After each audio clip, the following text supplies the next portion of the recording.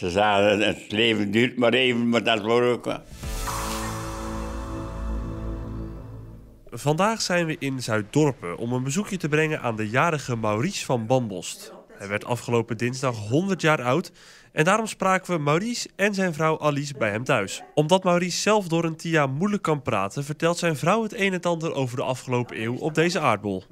We hebben altijd een druk leven gehad. We hebben een melkveebedrijf. Dus ja, dan moesten we werken van 's morgens tot 's avonds. Ja, want hoe lang kennen jullie elkaar al? Hoe lang? Oh, ja.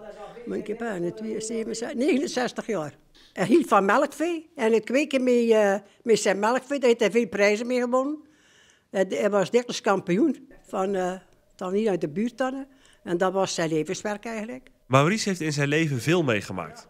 Zo is hun dochtertje 10 dagen na de geboorte overleden. Zijn bedrijf was zijn passie en tot zijn pensioen heeft hij daar met heel veel plezier gewerkt. Het pensioen bood uiteindelijk tijd voor bijvoorbeeld fietsen en op vakantie gaan, maar ook voor veel kaarten en boogschieten.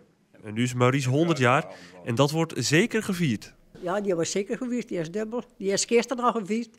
En hij is vandaag gevierd en morgen gaat hij nog een keer doen. Dat is genoeg feest. Ja. Dat moet, hè.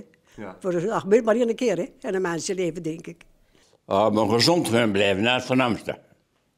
En dat lukt aardig volgens mij. Ik moet niet geloven.